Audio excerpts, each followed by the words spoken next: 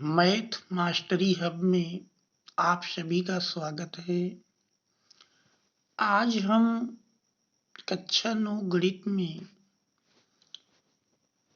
अध्याय 10 वृत्त के अंतर्गत प्रमेय 10.10 को पढ़ेंगे।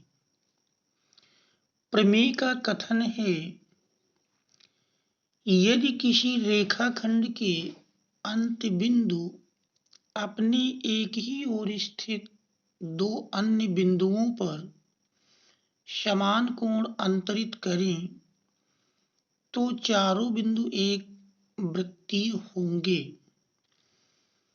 प्रमेय का स्टेटमेंट है, यदि किसी रेखाखंड के अंत बिंदु अपने एक ही ओर स्थित दो अन्य बिंदुओं पर समान कोण अंतरित करें तो चारों बिंदु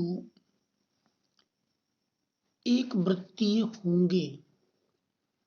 प्रमेय के अनुसार चित्र में हम देखते हैं कि रेखाखंड AB के एक ही ओर दो बिंदु C और D इस प्रकार स्थित हैं कि कोण ACB इक्वल टू कोण ADB ये हमारा दिया हुआ है। तो दिया हुआ के अंतर्गत हम लिखेंगे कि रेखाखंड AB, देख रहे हैं दूसरे चित्र में भी रेखाखंड AB के एक ही ओर C और D दो बिंदु इस प्रकार स्थित हैं कि कोण ACB इक्वल टू कोण ADB। सिद्ध करना है। कथन कह रहा है, रेखाखंड AB के एक ही ओर दो बिंदु अगर दिए हैं तो उन दोनों बिंदुओं पर यदि बनने वाले कोण समान हैं तो चारों बिंदु एक वृत्तीय होंगे। अर्थात हम कह सकते हैं कि बिंदु A, B, D और C चारों एक वृत्तीय होंगे। ये हमको सिद्ध करना है कि बिंदु A, B, D और C एक वृत्तीय होंगे। रचना में हम बिंदु A, B और C से होता हुआ एक वृत्त खींचते हैं। चित्र में आप देख रहे हैं, हम ये मान रहे हैं कि माना ABC, A, B और C बिंदुओं से खींचे जाने वाला वृत्त बिंदु D से होकर नहीं जाता, बल्कि AD को आगे बढ़ाने पर M बिंदु अथवा AD को M बिंदु पर प्रतिच्छेद करता है। तो ये हम रचना के अंतर्गत मानते हैं कि माना बिंदु A, B और C से होकर जाने वाला वृत्त बिंदु D से होकर नहीं जाता, बल्कि AD को M बिंदु पर काटता है। फिर BM या MB को मिलाया तो ये कार्य हमारा रचना के अंतर्गत होगा कि बिंदु ABC से होता हुआ एक वृत्त खींचा जो कि D बिंदु से होकर नहीं जाता, बल्कि AD को आगे बढ़ाने पर अथवा AD को M बिंदु पर प्रतिच्छेद करता है। BM को मिलाया, ये हमारी रचना हो गई। उत्पत्ति में चूंकि हमने थ्योरम पढ़ा कि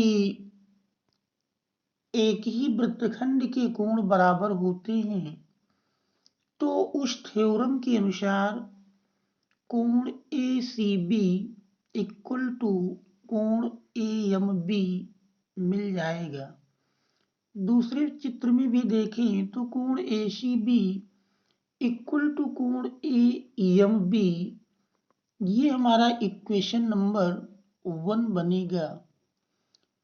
परंतु दिया है कोण ए सी बी इक्वल टू कोण ए डी बी, ये हमारा दिया है कोण ए सी बी इक्वल टू कोण ए डी बी, ये इक्वेशन नंबर 2। अब हम इक्वेशन नंबर 1 और इक्वेशन नंबर 2 से यदि कंपेयर करें तो कंपेयर करने पर हम प्राप्त करते हैं कि दोनों की लेफ्ट हैंड साइड कोण ए सी बी के इक्वल दी हुई है।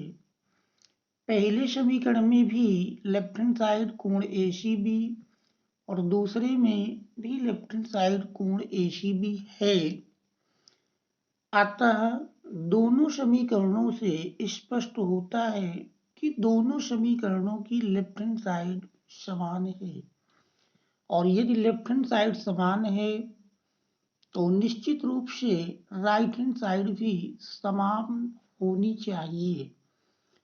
इससे ये स्पष्ट हो गया कि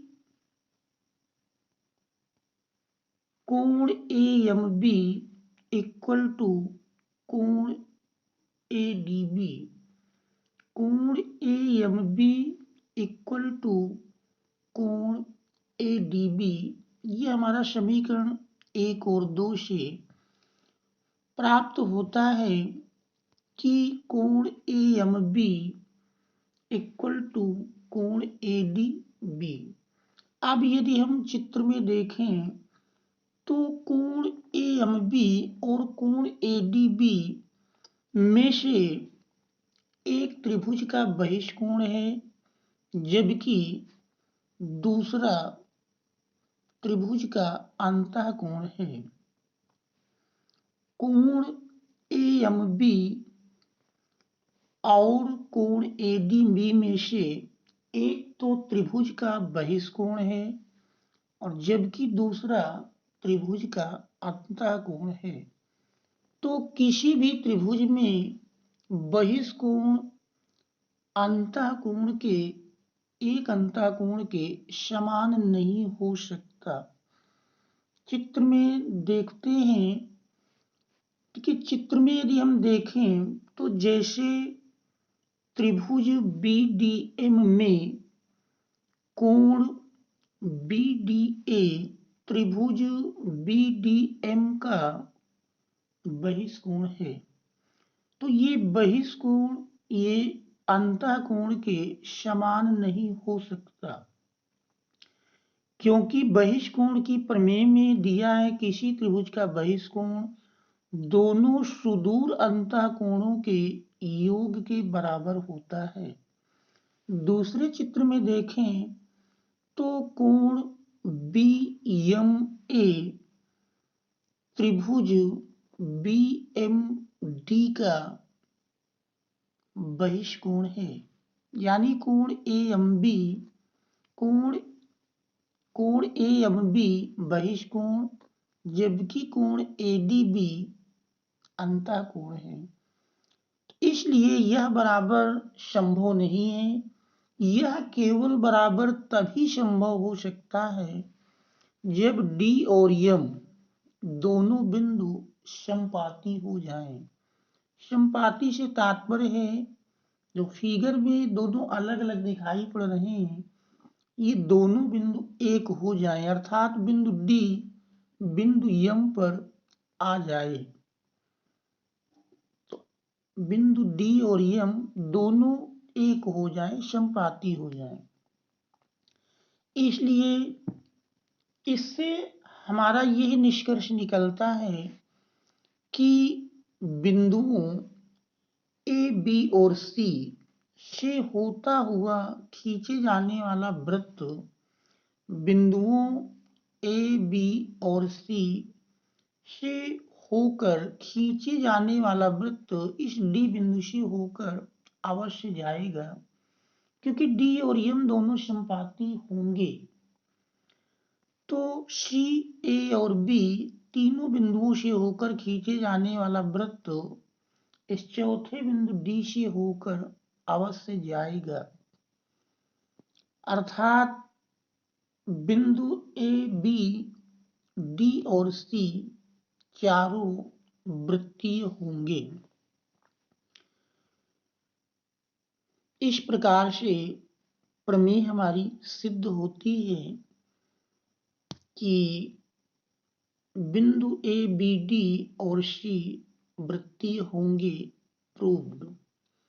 इस प्रमेय को यदि हम सारांश रूप में देखें तो इस प्रमेय से हम प्राप्त करते हैं, जैसे इस प्रमेय का स्टेटमेंट था, यदि किसी रेखाखंड के एक ही ओर, जैसे हम चित्र में देख रहे हैं रेखाखंड ए बी के एक ही ओर दो बिंदु सी और डी इस प्रकार लिए गए हैं कि कोण ए सी बी इक्वल टू कोण ए डी बी, ये हमारा दिया है।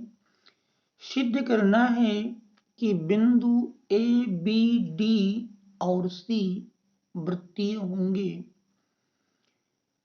अब हम रचना के अंतर्गत बिंदुओं ए, बी, सी से होकर एक वृत्त खींचते हैं और ये मानते हुए कि यह वृत्त इस डी बिंदु से होकर नहीं जाता, बल्कि एडी को बढ़ाने पर एम बिंदु पर प्रतिच्छेद करता है, अथवा दूसरे चित्र के अनुसार एडी को एम बिंदु पर प्रतिच्छेद करता है, फिर बीएम को मिलाया, तो ये कार्य हमारा रचना के अंतर्गत आ जाएगा। अब उत्पत्ति में अगर देखें तो चूंकि कोण एसीबी और कोण एएमबी दोनों एक ही वृत्तखंड के कोण हैं, इसलिए पूर्व प्रमेय के अनुसार दोनों बराबर होंगे। क्योंकि पूर्व प्रमेय कहती है कि एक ही वृत्तखंड के कोण बराबर होते हैं, इसलिए कोण एसीबी इक्वल टू कोण एएमबी, ये हमारा इक्वेशन नंबर 1 प्राप्त होगा। जबकि दिया है कोण एसीबी इक्वल टू कोण एडीबी, ये दिया है इक्वेशन 2। इक्वेशन 1 और 2 में अगर हम कंपेयर करते हैं तो दोनों की लेफ्ट हैंड साइड बराबर मिलती है, इसलिए राइट हैंड साइड भी बराबर होगी, अर्थात कोण एएमबी इक्वल टू कोण एडीबी। जबकि हम देख रहे हैं कि ये बराबर संभव नहीं है, क्योंकि चित्र के अनुसार कोण एडीबी त्रिभुज बीडीएम का बहिष्कोण है और कोण एएमबी उसका अंतःकोण है। तो किसी भी त्रिभुज का बहिष्कोण एक अंतःकोण के बराबर नहीं होगा, क्योंकि प्रमेय है त्रिभुज का बहिष्कोण दोनों सुदूर अंतःकोणों के योग के बराबर होता है, इसलिए यह बराबर संभव नहीं है। यह केवल तभी संभव हो सकता है जब डी और एम दोनों बिंदु संपाती हो जाएं, अर्थात दोनों बिंदु एक हो जाएं। इससे यह निष्कर्ष निकलता है कि बिंदुओं ए बी सी से होकर खींचे जाने वाला वृत्त बिंदु डी से होकर अवश्य जाएगा, अतः ए, बी, डी और सी चारों बिंदु एक वृत्तीय होंगे, प्रूव्ड। ये इस प्रमेय का सारांश है। थैंक्स।